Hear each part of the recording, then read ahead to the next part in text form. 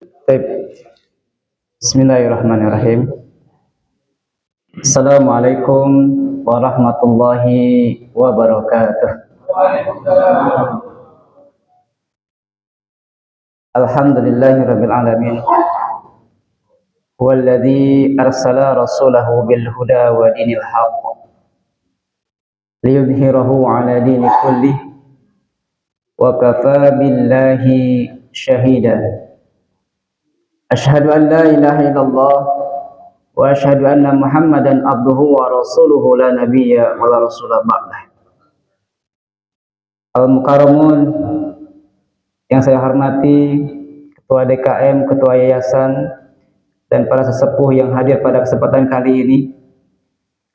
Alhamdulillah, mari kita awali kajian yang singkat ini dengan memuji serta bersyukur pada Allah Subhanahu wa taala karena Allah telah ringankan langkah kita untuk hadir di majelis ilmu ini dengan keadaan sehat walafiat.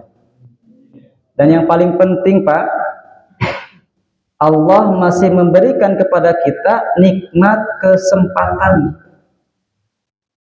Kesempatan untuk apa? Untuk terus mengevaluasi bagaimana intensitas hubungan kita dengan Allah. Ya, kalau hari ini kita masih diberikan hidup oleh Allah, artinya Allah masih memberikan kesempatan kita untuk memperbaiki hidup kita agar lebih baik lagi. Ujung-ujungnya lil muttaqin, kita menjadi orang-orang yang bertakwa. Salawat serta salam kita curah limpahkan pada Nabi kita Nabi Muhammad sallallahu alaihi wasallam. Semoga kelak yang hadir pada kesempatan kali ini mendapatkan syafaat beliau di yaumil kiamah kelak. Amin ya rabbal alamin. Hadirin yang dimuliakan oleh Allah Subhanahu wa taala, Rasulullah adalah satu-satunya orang yang care dengan kita. Satu-satunya orang yang perhatian dunia akhirat kepada kita. Sampai akhir hayatnya pun beliau masih memikirkan bagaimana nasib umatku. Ummati, ummati, ummati. Makanya ada kabar baik bagi umat Nabi Muhammad di akhir zaman ini yang tetap teguh dengan keimanannya, menjaga keimanannya. Ada beberapa keutamaan-keutamaan. Ya. Suatu ketika Nabi bertanya kepada seorang sahabat, ya, aku sangat ingin bertemu dengan saudara-saudaraku. Kata Nabi Muhammad. Kata sahabat, ya Rasulullah, bukankah kami saudara-saudaramu? Rasulullah SAW menjawab, bukan, kalian adalah sahabat-sahabatku. Saudara-saudaraku adalah umat akhir zaman yang tidak pernah ketemu denganku, tetapi mempunyai keimanan yang tinggi, mempunyai keimanan yang kokoh, sehingga sampai akhir hayatnya dia masih memegang ajaran-ajaran Islam. Ya, kalau kita ya misalkan melamar pekerjaan saja di sebuah perusahaan, ada saudara kita, pasti gampang Pak masuknya.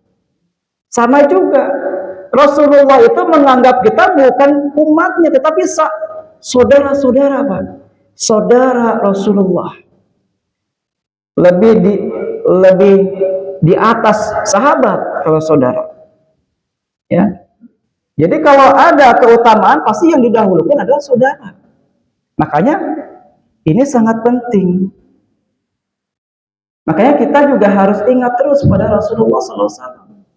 Nah, yang kedua, keutamaan ketika kita menjaga keimanan kita kepada ajaran-ajaran Islam, pintu surga tidak akan terbuka kecuali Nabi Muhammad yang membukanya. Dan jaminan kepada umat Nabi Muhammad, seluruh umat Nabi Muhammad akan masuk surga illa man abah, kecuali orang yang tidak mau. Bodoh sekali, ya, orang tidak mau masuk surga. Sudah jelas ya, kita dijamin masuk surga sebagai umat Nabi Muhammad. Ada aja orang yang tidak mau masuk surga, ya. Lalu jaminan yang selanjutnya, ketika kita memegang teguh agama ini sampai akhir hayat, bayangkan Pak, ini yang dahsyat. Kata Rasulullah, kalian adalah umat akhir zaman, tetapi masuk surganya duluan. Coba Pak bayangkan. Tidak akan masuk ke dalam surga umat terdahulu sebelum penuh dengan umat Nabi Muhammad. Kita ini umat akhir zaman Pak, tetapi masuk surganya duluan. Masya Allah, ya. Makanya kalau ada luang waktu, ya, baca sholawat kepada Nabi kita. Satu-satunya orang yang care dengan kita dunia dan akhirat. Allahumma sholli wa sallim ala nabiyina Muhammad. Luangkan waktu Pak, 5 menit, 10 menit untuk mengirimkan sholawat, mengirimkan salam kepada orang yang benar-benar cinta dengan kita. Mohon maaf Pak, sekelas keluarga pun kalau kita sudah meninggal mungkin 1 tahun ingat, 2 tahun mungkin sudah samar-samar, 3 tahun sudah lupa. Dan sudah digambarkan oleh Al-Quran dan oleh Allah Subhanahu Wa Taala, di akhirat kelak tidak ada yang bisa menolong kita. Suami tidak bisa menolong istrinya, istrinya tidak bisa menolong suaminya, anak tidak bisa menolong orang tuanya. Satu-satunya orang adalah Nabi Muhammad yang bisa memberikan syafaat di yaumil kelak.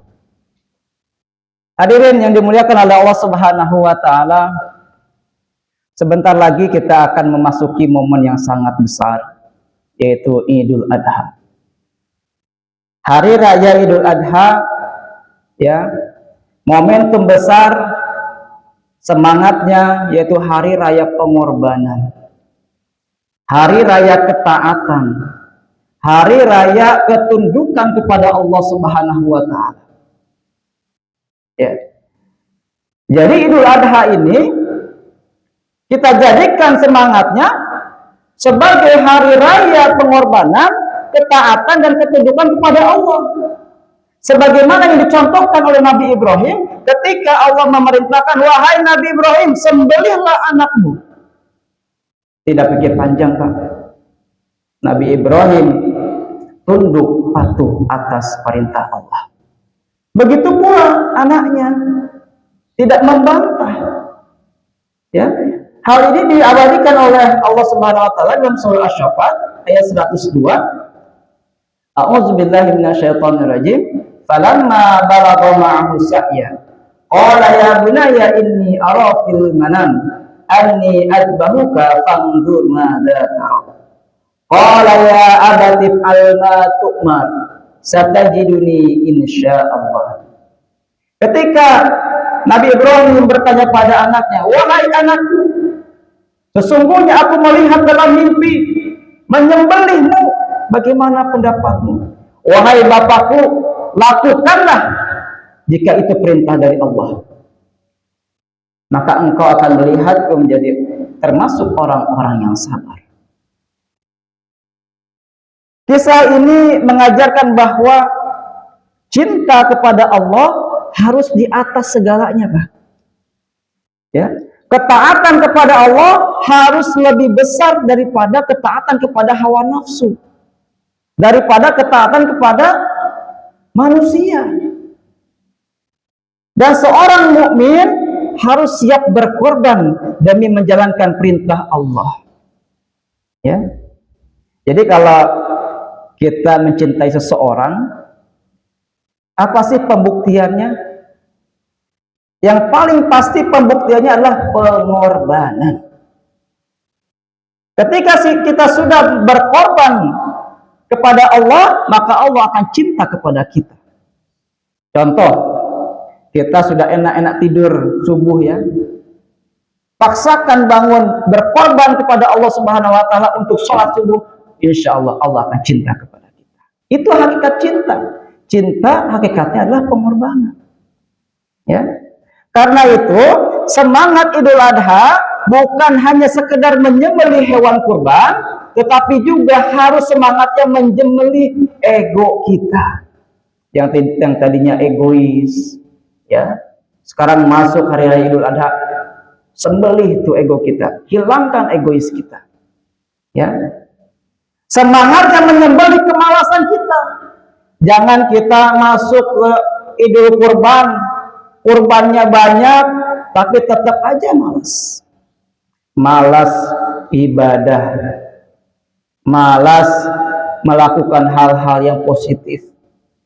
Ya, semangat Idul Kurban, ya, semangat menyembelih kemaksiatan, minimal kemaksiatan yang ada dalam diri kita. Dan yang paling penting adalah semangat untuk memperbaiki hubungan kita dengan Allah Subhanahu wa taala. Ya, terutama Bapak sekalian, jemaah yang dimuliakan oleh Allah Subhanahu wa taala, terutama kita harus menjaga hal yang paling prioritas dalam agama ini, yaitu adalah sholat. Sholat adalah hal yang prioritas yang harus kita utamakan di dalam segala urusan agama ini. Ya. Jadi di dalam kajian fikih prioritas ini, hal yang harus kita prioritaskan yang utama di atas yang utama adalah sholat. Di zaman sekarang banyak orang yang mengejar dunia, ya, sibuk kerja, sibuk bisnis, sibuk organisasi, sibuk media sosial, bahkan sibuk berpolitik. Tapi kadang yang paling utamanya dilalaikan, yaitu apa? Sholat. Ya. Padahal di akhirat nanti salah satu pertanyaan yang paling utama adalah yang dulu dipertanyakan oleh Allah adalah tentang sholat. Ya. Boleh kita sibuk kerja, tapi sholatnya harus dijaga. Boleh kita sibuk bisnis, tapi sholatnya harus yang utama. Boleh kita sibuk organisasi, tapi sholatnya harus menjadi prioritas. Boleh kita sibuk main media sosial, tapi sholatnya jangan dilalaikan. Boleh kita sibuk berpolitik, tapi sholatnya harus paling bagus. Karena sholat adalah hal yang prioritas. Ya. Hal ini digambarkan oleh Rasulullah SAW. Nanti ketika di yaumil qiyamah kelak, hal yang paling utama dihisab oleh Allah bukan zakat, bukan sedekah, bukan ibadah-ibadah yang lain, tetapi sholat. Ya, sholat Pak. Yang pertama dihisab oleh Allah itu nanti akan bagaimana sholatnya. Lulus nggak nih? Kalau lulus, insya Allah amalan-amalan selanjutnya akan lulus. Ya. Nah, ini ada kisah Pak yang menarik. Di dalam surah Al-Mudaththir ayat 42 dan 43 ada kisah, ya, percakapan dengan ahli neraka. A'udzubillahi minasyaitonirrajim. Ma salakakum fi saqar? Qalu lam nakum minal musallin. Ditanya ahli neraka, kenapa kamu masuk neraka? Menjawab, dulu saya bukan termasuk orang-orang yang ahli sholat. Dulu saya bukan termasuk orang yang senantiasa mengerjakan sholat. Kenapa sholat ini kita kaji, ya? Karena ini adalah prioritas dan kita semua mempunyai tanggungan, Pak. Sebagaimana Allah perintahkan, ya ayyuhalladzina amanu qu anfusakum wa ahlikum nar.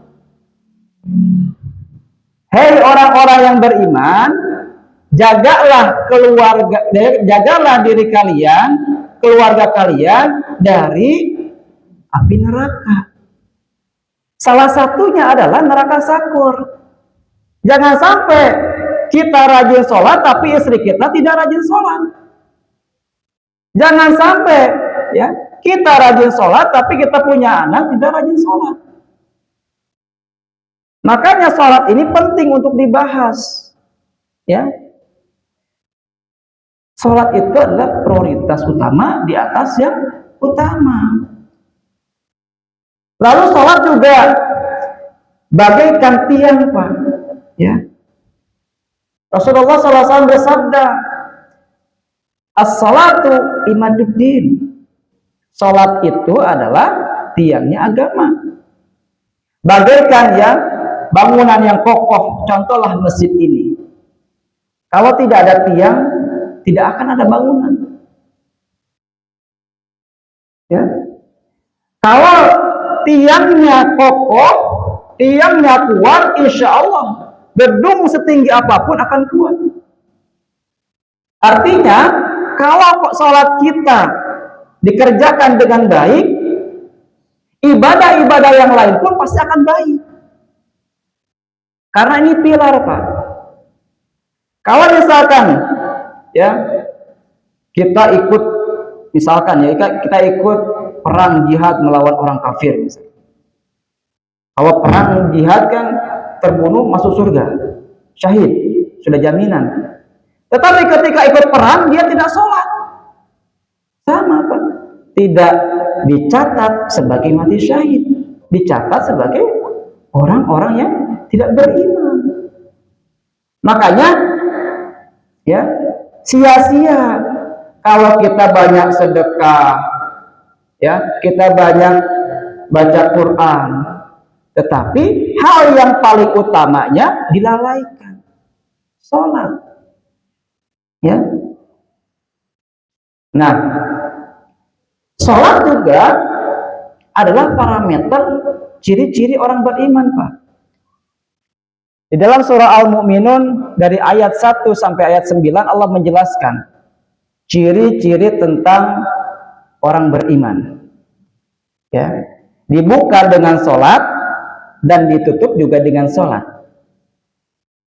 Qad aflaha mu'minun alladzina hum fi sholatihim khashi'un. Beruntunglah orang-orang yang beriman. Siapa orang-orang yang beriman itu? Adalah orang-orang yang khusyuk di dalam sholatnya. Ya, khusyuk, Pak. Bukan hanya sekedar menjalankan sholat, tetapi yang khusyuk di dalam sholatnya. Dan ditutup di ayat 9-nya, walladzina hum ala shalawatihim yuhafizun. Ketika sudah khusyuk dan orang-orang yang menjaga sholatnya sampai akhir hayat kita. Ya. Jadi ciri orang beriman yang pertama adalah sholat. Sholatnya dulu. Kita sudah mengerjakan sholat dengan khusyuk. Lalu ketika sudah mengerjakan dengan khusyuk, jaga sampai akhir hayat kita. Pegang. Jangan sampai kita melalaikan sholat. Ya. Nah, seolah-olah ya Allah ingin menegaskan, Pak, hidup orang beriman itu dijaga oleh sholatnya. Saking pentingnya, ya. Orang beriman itu hidupnya dimulai dengan sholat dan diakhiri dengan sholat. Ya. Karena sholat bukan hanya ritual gerakan, Pak, tapi sumber kekuatan kehidupan kita. Nutrisi bagi ruh kita, ya, sholat itu. Nah, jadi ketika kita sudah paham hal yang paling prioritas di dalam agama ini, di atas yang paling penting adalah sholat, maka di dalam kajian yang sangat singkat ini ada beberapa tujuan ketika melaksanakan sholat dengan khusyuk dan menjaga sampai akhir hayat kita.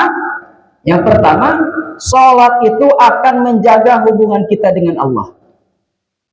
Ya, di dunia ini kan kita punya ya banyak hubungan dengan keluarga, ya, hubungan pekerjaan, hubungan pertemanan, ya, hubungan kebermasyarakatan.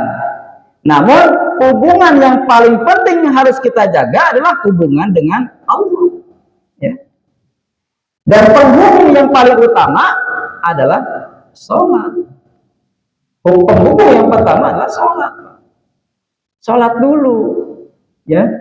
Jadi kalau kita mempunyai masalah, jangan kemana-mana. Sholat, curhat kepada Allah Subhanahu Wa Taala. Kalau sholat kita baik, ya, ini pasti Pak, hati pasti lebih tenang, hidup lebih terarah. Itu sudah pasti. Ini jaminan dari Allah Pak. Dosa lebih mudah disadari, jadi mudah bertobat, ya, tidak angkuh, tidak merasa benar sendiri, ya. Lalu yang selanjutnya, maksiat lebih berat untuk dilakukan, ya. Nah, makanya Rasulullah SAW ketika menghadapi masalah, ya, Rasul pun Pak, kalau menghadapi sebuah masalah yang sangat sulit, beliau sholat, menghadap kepada Allah, curhat kepada Allah. Makanya Allah berfirman, wasta'inu bis-sabri was-shalah. Ini kekuatan kita Pak, kekuatan umat muslim, ya.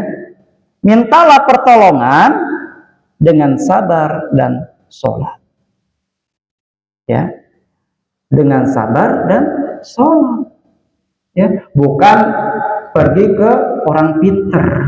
Kalau sekarang kan gitu Pak, ya, punya masalah, ketik status, aduh lagi pusing, curhatnya ke media sosial sekarang, ya. Nah makanya di dalam kajian ini saya ingin mengajak diri saya sendiri dan jemaah, yuk kembali kepada fitrah kita, ya. Ketika ada masalah apapun, sekecil apapun, kembali kepada Allah, karena itu yang akan menyelamatkan kita Pak, di dunia maupun di akhirat, ya. Nah yang kedua, tujuan kita menjaga sholat, yaitu sholat menjaga akhlak dan perilaku, ya. Ini sudah pasti Pak. Banyak orang yang ingin hidupnya baik tapi jauh dari sholat. Padahal Allah sudah menjelaskan, inna sholata tanha 'anil fahsya'i wal munkar. Ini sudah jaminan dari Allah Subhanahu Wa Taala. Ketika orang-orang yang sudah melaksanakan sholat dengan khusyuk, dengan baik, dengan sesuai dengan tuntunan Nabi Muhammad SAW, maka dia akan tercegah dari perbuatan keji dan munkar. Oh Ustaz, saya mah sudah melaksanakan sholat dengan baik. Iya Bapak, tapi coba cek keluarga kita. Ini yang harus kita evaluasi. Sehingga kita masuk surga bukan sendirian, rombongan dengan keluarga. Kan asik ya Pak, ya, enak gitu, ya. Ya, makanya yang tadi kita diperintahkan oleh Allah Subhanahu Wa Taala untuk menjaga diri kita, keluarga kita dari api neraka. Yang utamanya jangan sampai meninggalkan sholat, ya. Kadang manusia ini, ya, yang ketiga, ya, sholat menjadi penjaga kehidupannya Pak, di dunia ini. Kadang manusia merasa hidupnya berat, merasa pikirannya penuh, hatinya gelisah, rumah tangganya tidak tenang, ya. Lalu kebanyakan orang mencari solusinya kemana-mana, curhatnya kemana-mana. Padahal mungkin yang perlu diperbaiki yang pertama adalah sholatnya. Coba dicek, ya. Kenapa orang-orang yang melakukan kejahatan tetap sholat? Dicek sholatnya Pak. Iya, kalau gerakannya kelihatan, wih bagus, bacaannya juga kelihatan bagus, tapi konektivitas ininya Pak, hatinya, hati dan niatnya. Jangan sampai ya dia melaksanakan sholat hanya untuk pencitraan, hanya untuk menjalankan kewajiban misalkan, bukan kebutuhan kita, ya. Gerakannya sudah bagus tapi tidak terkonek dengan Allah. Makanya tadi ciri-ciri orang beriman adalah yang mendirikan sholat secara khusyuk, bukan secara ugal-ugalan, bukan secara asal-asalan, ya. Karena sholat itu seperti charger Pak. Handphone kita pun setiap malam di-charger untuk apa? Agar terus hidup. Ya, hati pun seperti itu, Pak. Hati kita pun seperti itu, harus di-charger setiap hari. Mencarger hati kita yaitu bukan dengan aktivitas yang lain, tetapi dengan sholat. Ya, karena di dalam sholat ada, kita sering menyebutkan ihdinas siratal mustaqim. Itu doa yang paling penting, Pak. Ya, di dalam sholat itu, ya.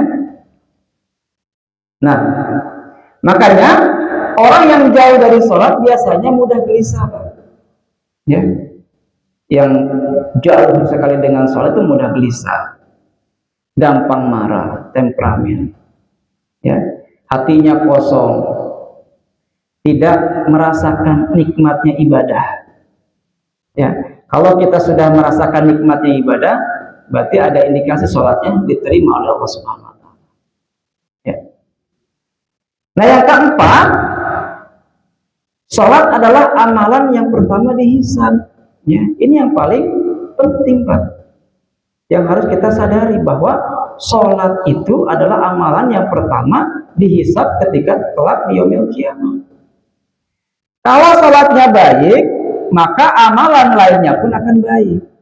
Kalau sholatnya rusak, tentu ya amal lainnya pun akan terancam.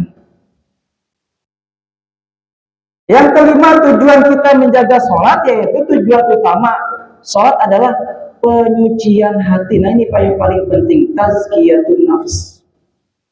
Ya. Di dalam surah Al-Ankabut tadi ayat 45, Allah menegaskan bahwa sholat itu mencegah dari perbuatan keji dan mungkar yang merupakan bukti ya penyucian hati kita. Karena Rasulullah SAW bersabda, di dalam diri kita ini, Pak, ada segumpal daging, kata Rasulullah.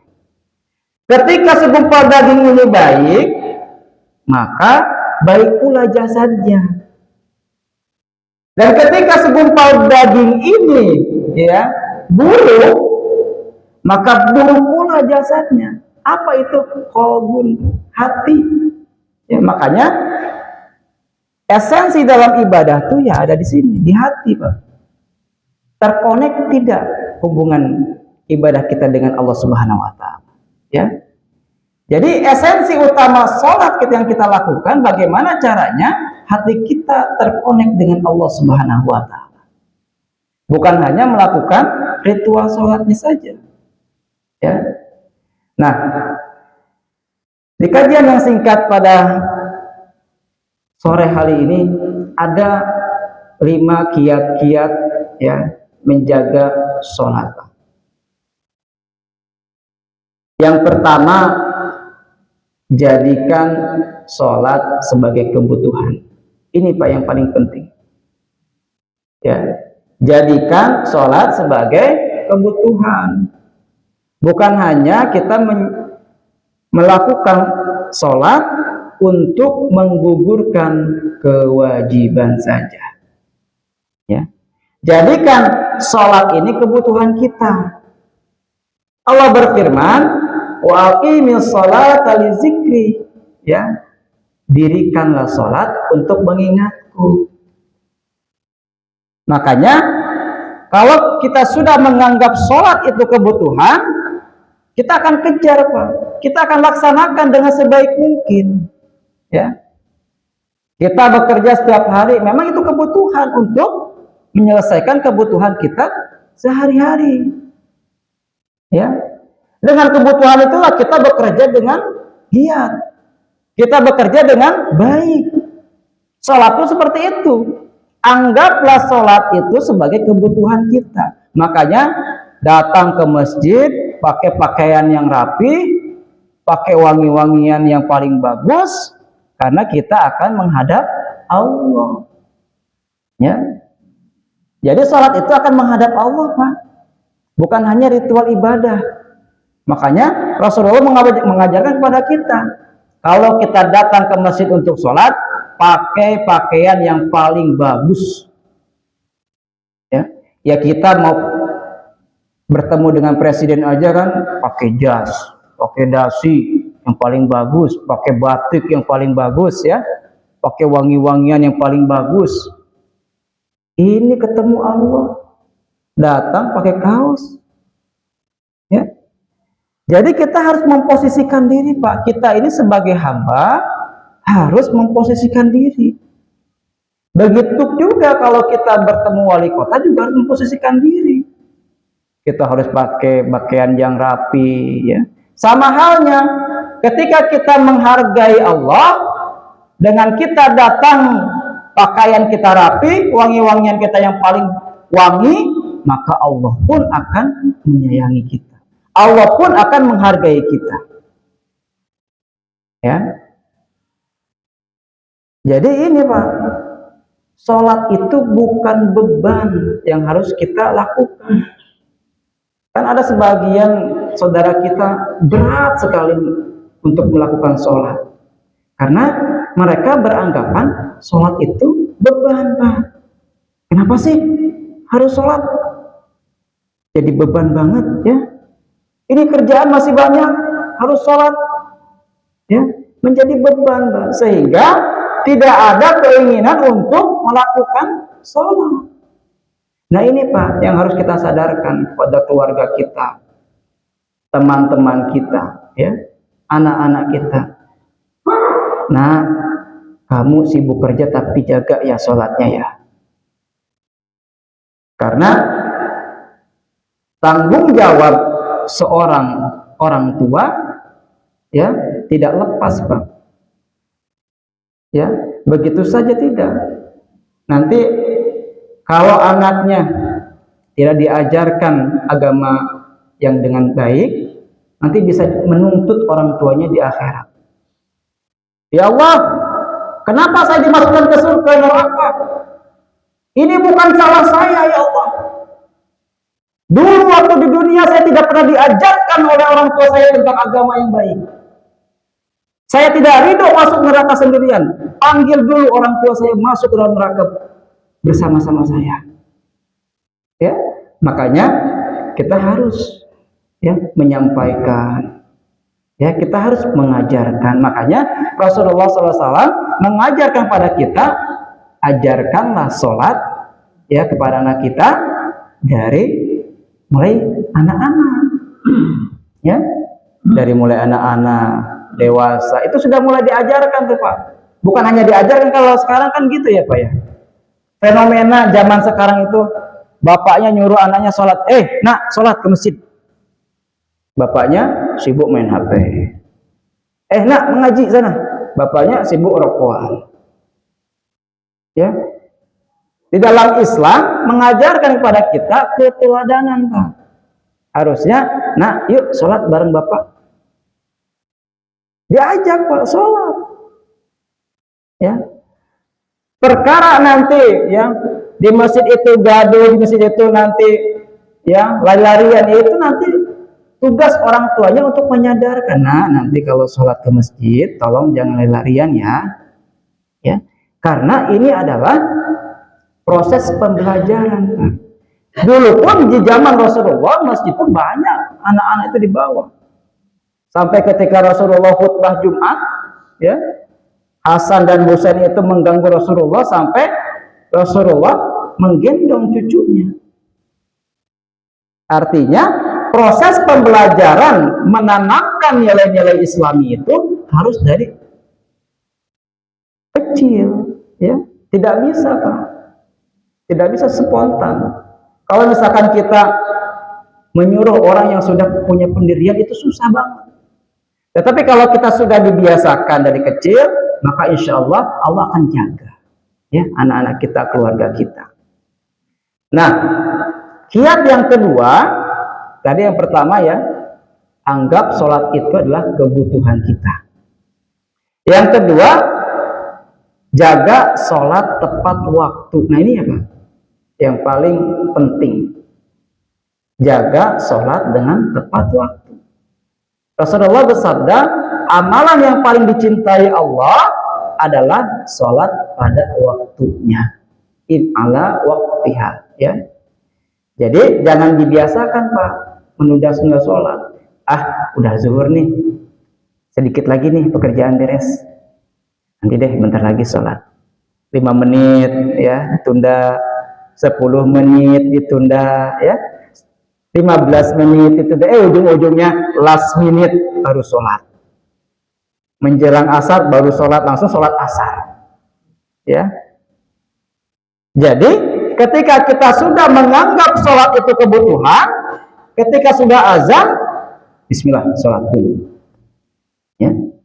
Mau sepenting apapun, yang paling penting kita menghadap Allah dulu, laporan dulu pada Allah ya, doa dulu pada Allah. Setelah itu lanjut aktivitas dunia kita ya. Jadi jaga sholat tepat waktu ya. Ini yang paling dianjurkan oleh Rasulullah SAW. Nah yang ketiga, kiat-kiat yang ketiga, nah ini yang paling penting Pak ya. Pelajari tata sholat sesuai dengan sunnah ya. Karena Rasulullah sudah mengajarkan kepada kita, shollu ya, kama ra'aitumuni usolli. Jadi sholat kita itu harus sesuai dengan apa yang dikerjakan Rasulullah. Mulai dari gerakannya Pak harus sesuai. Karena kalau sesuai Pak, ada penelitian itu akan berpengaruh pada kesehatan kita. Ruku ya, kalau ruku sesuai dengan ajaran Rasulullah itu akan ya memperlancar peredaran darah kita. Gerakan-gerakan salat itu bermanfaat bagi kesehatan kita Pak, kalau sesuai dengan tuntunan yang Allah yang Rasulullah ajarkan ya. Dari mulai gerakannya, dari mulai bacaannya ya, pelajari lagi, dievaluasi. Makanya di awal kan kita sangat bersyukur Allah masih memberikan kita kesempatan untuk apa ya tadi ya. Oh ternyata apa namanya, sholat saya nih misalkan ya, gerakannya belum sesuai dengan sunnah, berarti saya harus belajar lagi ya. Ya tidak harus melihat Rasulullah, kan jaraknya jauh, tapi sudah ada panduannya Pak. Sekarang udah enak sekali, sudah ada kitabnya, tinggal baca. Oh ternyata ya ada panduan-panduannya. Takbiratul ihram itu seperti ini, ada beberapa cara ya. Ruku itu seperti ini. Kalau malas baca, sekarang sudah enak lagi Pak. Tinggal buka YouTube ya, kajian fikih sholat sudah lengkap ya, mulai dari niat ya, takbiratul ihram, ruku sampai sujud sudah lengkap. Jadi tinggal mau atau tidaknya sekarang itu ya. Fasilitas sudah Allah berikan, kemudahan-kemudahan, tinggal mau atau enggak kita mengupgrade diri, mengupgrade keilmuan kita tentang sholat, sehingga kita termasuk orang-orang yang bertakwa ya. Jadi jangan hanya rajin sholat Pak, tapi juga harus benar. Rajin sholat tapi sholatnya benar, itu yang paling bagus ya. Ustaz, saya mah baca Qurannya masih terbata-bata. Makanya usahakan sholatnya berjamaah ya. Gimana mau diterima Pak sholat sendirian di rumah tapi baca Al-Fatihahnya belum benar ya, rukunnya belum benar, rukun-rukun sholatnya belum benar, ya tidak akan diterima.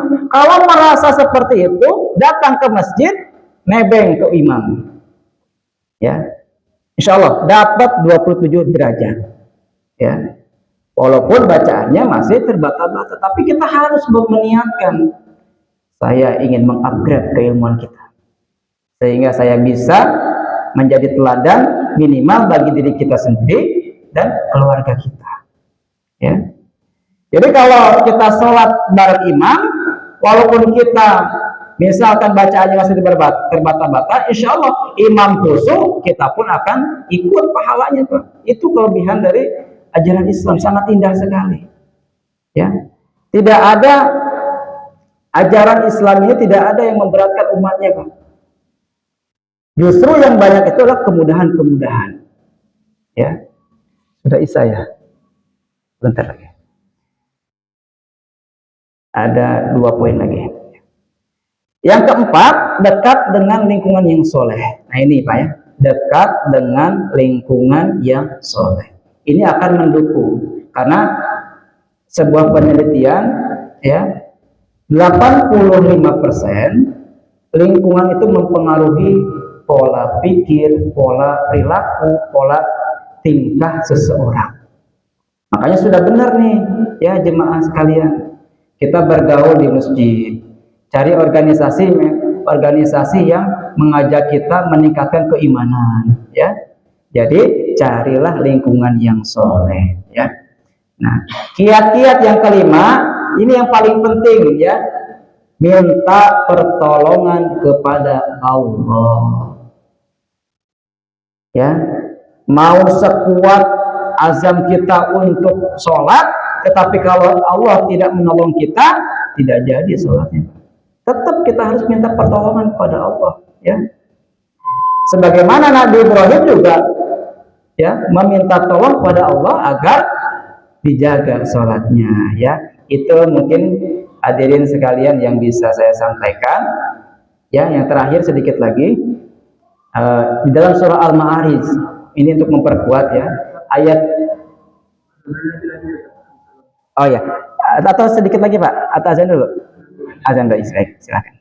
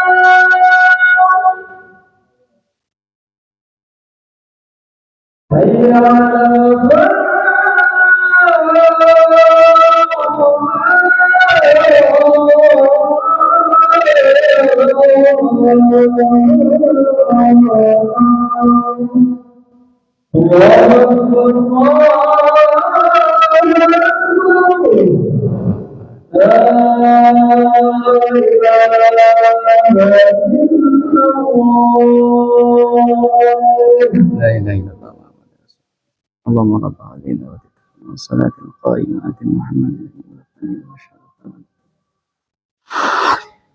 Baik, afwan ya.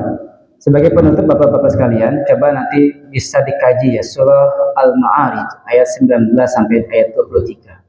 Allah menjelaskan perilaku manusia yang sering berkeluh kesah. Ketika kita mendapatkan ujian, berkeluh kesah. Ketika kita mendapatkan kenikmatan, itu tidak tahu diri. Ini yang paling menarik dalam ayat 22 dan 23-nya Pak. Illa musallin ya, alladzina hum ala salatihim daimun. Kecuali orang-orang yang melaksanakan sholat.